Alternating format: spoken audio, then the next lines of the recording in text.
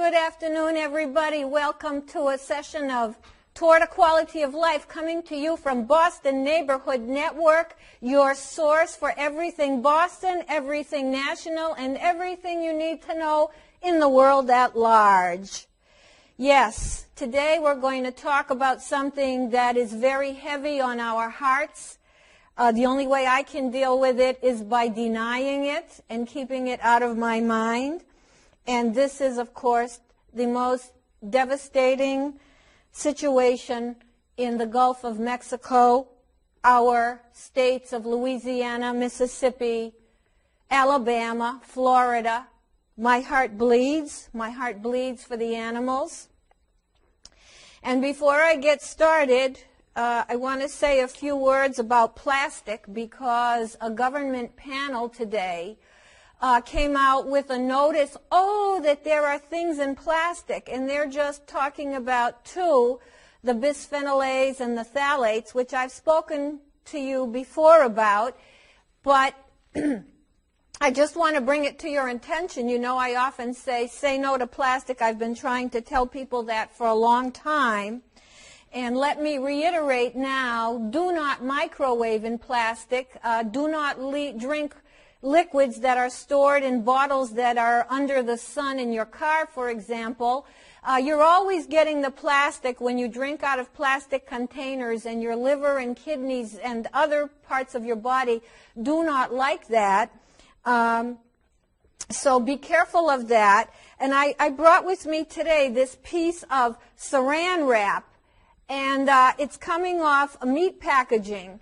And I asked the people in the studio, just take a deep smell of this, which is so toxic. Try that sometime, especially if you've had something that's been frozen in saran wrap, and then it thaws, and give it a whiff and see what you're taking into your body, and see if, were this a pool of liquid, for example, would you ever take a teaspoon of it? Would you ever feed it to your children? And yet it's leaching into our foods and plastic in general, the ethers of plastic. Last time I spoke to you about the ethers coming off the plastics and other kinds of toxic materials in new cars, giving that new car smell. There is 41% cancer in the United States, 41%, and of those 20% die, and then of course how many die sooner than they would have even if they survive the cancer treatments and so on in the longer short run of things. So beware. And another thing I thought of too, I mean there are so many things, but last time when I was talking about the new car smell, I was thinking how I ordered a raincoat, and it happened to be made of vinyl. And when you opened the package, the smell of vinyl came filtering out everywhere. Even when you walked by where it was, it permeated a huge area of space in my dwelling. And that smell persisted, gradually getting less, I would say over 4 months of time. Very, very toxic to the human body.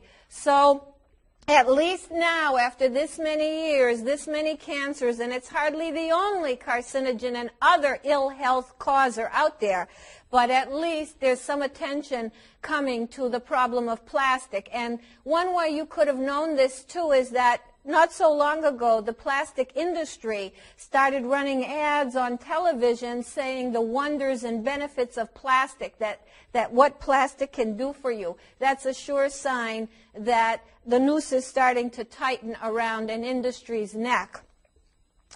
Okay, so today we're going to talk about the most sordid situation in the Gulf of Mexico, United States of America. And before I was going on to talk to you on this show, I was doing a mic test and I sang a song. So in the interim, I thought I will start this section with a song as well, the same song I was singing, but with different lyrics. And it goes like this. Mine eyes have seen the glory of the coming of the Lord. He's tramping round the shoreline where the animals are stored. He's marching with truth and justice to the humans who've done wrong. The truth is marching on. Louisiana, 2010. April, now May. Somehow there is an explosion to an oil rig, one of thousands, in the Gulf of Mexico. Louisiana is known for its oil rig industry, as is Texas, as is that whole area. In fact, though I never visited New Orleans myself, which I sure do wish I would have, although I'm not a fan of bourbon and I'm not a fan of huge mass gatherings such as Mardi Gras, nor am I a fan of that famous woman, I can't remember her name, who has written so many books or novels about ghosts and spirits.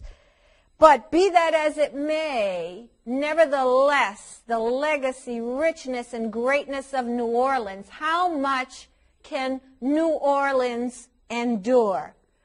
And if you are persuaded religiously, you must wonder, Lord, what is going on to Louisiana? What is going on to Mississippi? Not only are these states both under the gun now with this foul oil situation, but besides the hurricanes and the massive damage that both these states endured not long ago with Katrina and other hurricanes in recent history, Mississippi just went through a massive devastation and destruction from tornadoes that ripped through the state a couple of weeks ago. And you know, even though we are not of the South, we are of the North. I love the South. We are one United States. I claim the South as my own. I am a sister with the South.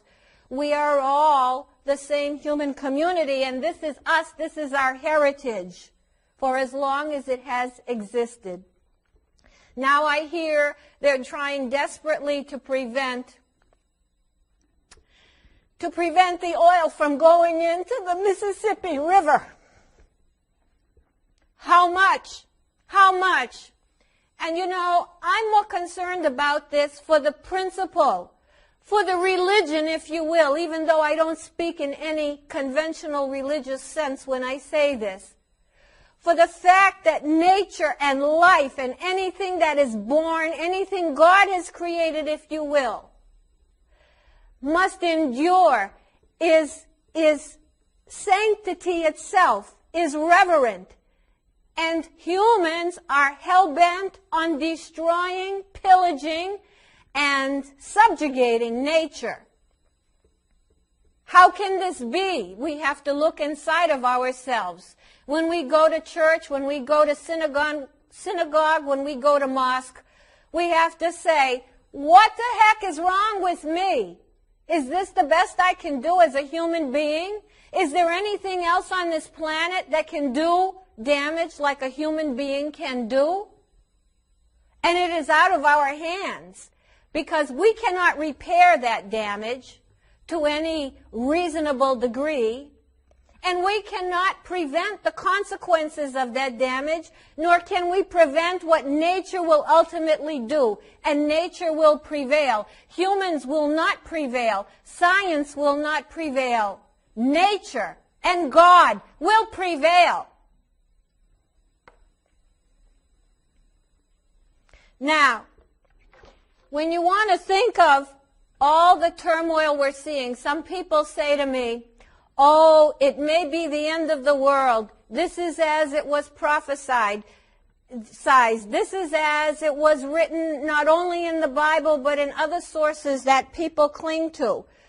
Because they see all these disasters coming in on us left and right, up and down, every which way, in addition to the usual and intensified day-to-day problems that we have as human beings. But you don't need to look very far. You don't need to look at prophecy and so on.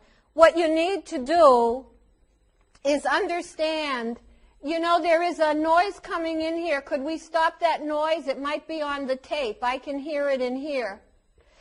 We need to understand that our actions as human beings are responsible for what we're doing, and that we have supposedly a rational mind, and with that rational mind, we can go from A to B to C and understand that it's what we did at A and then at B and then at C that is causing all this devastation, including the wild weather, including volcanoes erupting, including possibly what happened in Haiti. Remember when I told you at one of these lectures that there are many people in Haiti and other people as well who have spoken about there being a buster, sort of like a bunker, an earthquake-making bomb that goes underground and makes earthquake being tested that caused Haiti.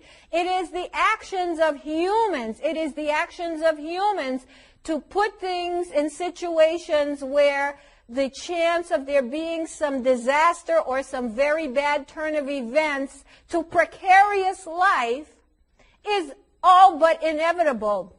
This is a physical universe.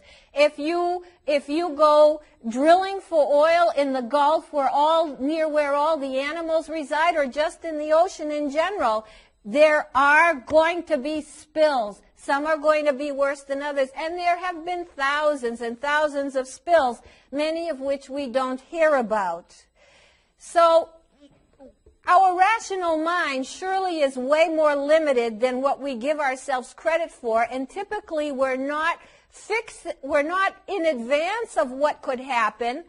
In a physical universe where physical things will happen, we're always behind the eight ball, so to speak. It's when disaster happens, catastrophe happens, then we're wondering and hustling how to fix it.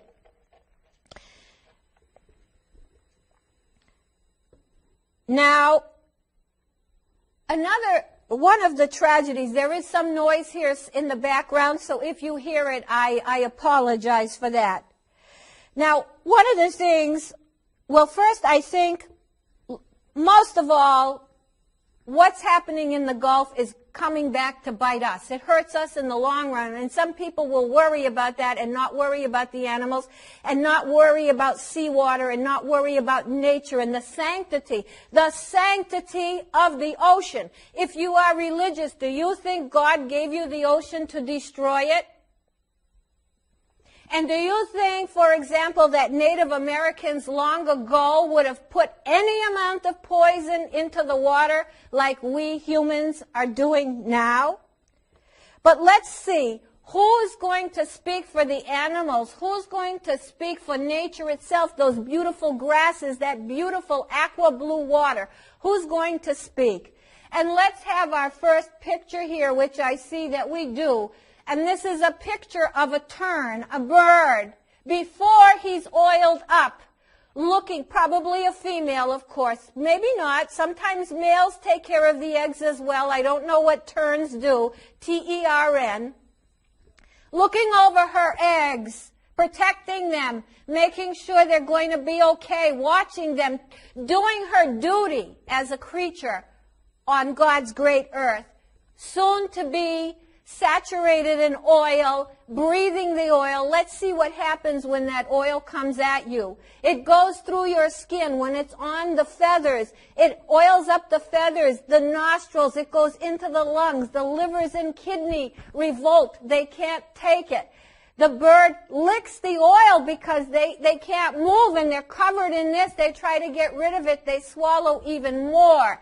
And then so-called do-gooders, which I take my hat off to them, rush down, and the nerve of one company, Dawn Detergent, running commercials before this spill happened, showing how great Dawn is because they wash the birds with Dawn. Well, let me tell you, the percentage of birds that live after they've been washed is virtually zero, because They've licked the stuff. They've breathed the stuff. It's burned right through them. It's hurting every organ and cell of their body, and they die. And let's think of another conundrum, that when these birds are washed, and many are being washed and released, where are they going to go? Where are thousands of birds going to go? And I don't think thousands will get to be washed. Most are going to just end up dead wherever, carcasses all over the place. Where will they go? This is their land. This is their water. This is their life. This is their air. They will touch down anywhere they want to touch down is going to be full of oil anyway. So they're doomed no matter. And you know what? We get to give them a very painful death. I remember Exxon Valdez in 1989. And I used to sing, I feel so bad, I got a terrible mind. Yes, I'm crying all of the time, since we let the animals die at Valdez Bay. Yes, it broke me. You see, you don't need science, you don't need the Bible, you don't need the church, you don't need the mosque. You need your eyes, your ears, and your God-given brain cells to look around and say, whoa, there's a lot of poison around here, and there's a lot of things we're doing that hurt nature. And even if we are so uncivil as to not care about nature and not care about birds, we should at least know that we're hurting ourselves. The smell and effects of that oil can be had right now up to 150 miles away from where it is. And as it gets closer, all the humans will be breathing that air as well. And it will be doing damage to them.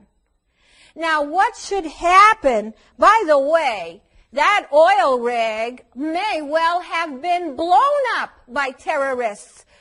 Possibility, too, other human behavior. Of course, don't say we're so good for killing people from drone airplanes in Afghanistan and Waziristan and Iraq and other places, as well as the wars we're running continue to expand. And I'm not trying to keep us aside from this implication and indictment of the human species. But remember Iraq War, the first one, when Saddam Hussein said he would set the Gulf on fire, he would let the oil go, and he did. And it went to Saudi Arabia, and he ruined and killed, just like what is happening in the Gulf of Mexico.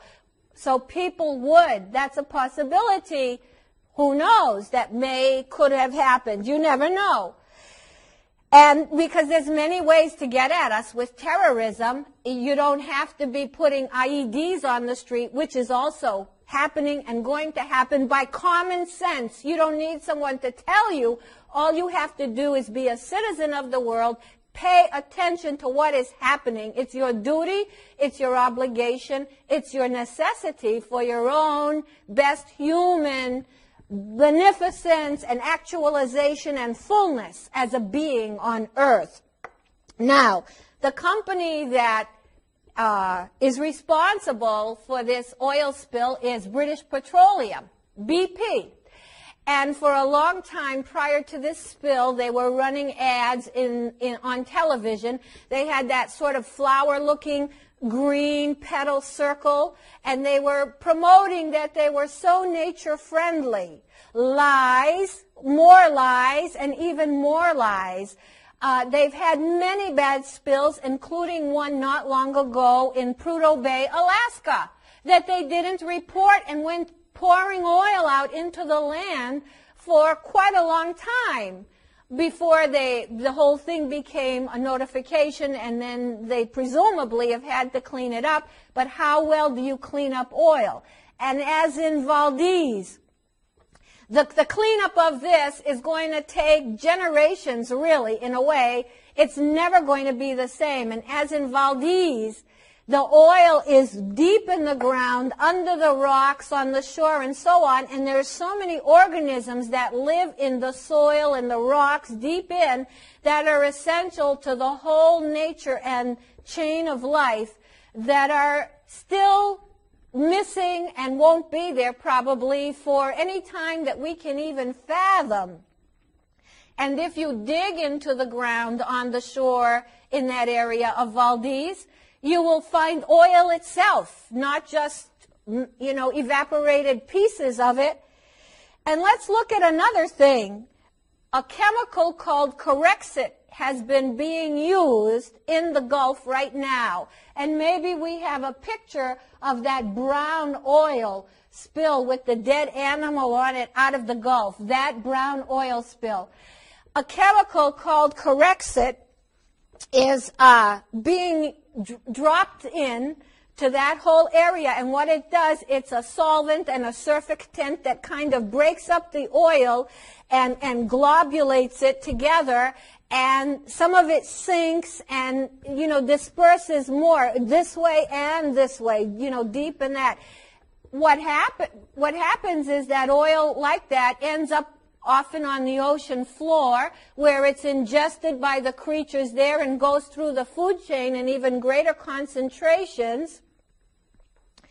And some of it evaporates at the surface and leaves even more toxic chemical of the parts of the crude oil. This is very acrid, nasty, toxic stuff, this crude that's spilling into the Gulf water. You can't really go near it to smell it. You need suits to work around it. It's very toxic to anything that lives. And so this chemical is being used, and it's like this. You've got 6 of one with the oil spill and half a dozen of another with the chemical to correct it. They're both environmentally disastrous. And the chemical in there called 2-butoxyethanol, one of the chemicals, causes reproductive problems, nervous system problems, kidney problems, blood disorders, and so on. And if you breathe it, you're in trouble. You're in trouble. So, and through your skin, too. A lot of these things, like the oil, goes in through your skin. Which reminds me, remember when veterans of the first Iraq War and the second in particular were complaining about how sick they were after they left that region. And I don't know if it's been acknowledged that, well, it's been acknowledged to be a syndrome, the Gulf War syndrome, but never once did I hear, at least publicly, in any obvious way, that all the burning of oil that took place and all the chemicals they were breathing from crude oil caused it. When now, if you read what this crude can do, you can see easily that this would be the first line to be thinking, why are these veterans so ill as they are? It goes right in through your skin, and they breathe that for months, night and day, as will be the residents in the area of where this spill keeps on moving. What do we want? What should British Petroleum have to do? As it stands, British Petroleum only supposedly owes $75 million in total to businesses by law. But what should happen, and they made $5 billion in their last quarter, and I'm not like President Obama, who wants to use these things always to go after, not in the sense that he does, to say, oh, they should have to pay up and stir up people against companies, even though, unlike Obama, I am not favorable to corporations in and of themselves as a structural way for society.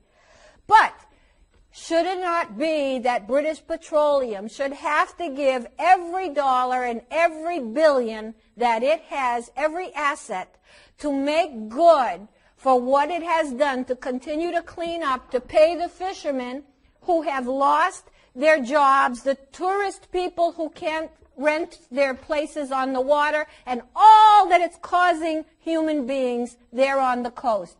I thank you for listening. I hope, allow yourself some time to really feel it, and then you will have to deny it just to go on living. But thank you very much. Please. Thanks,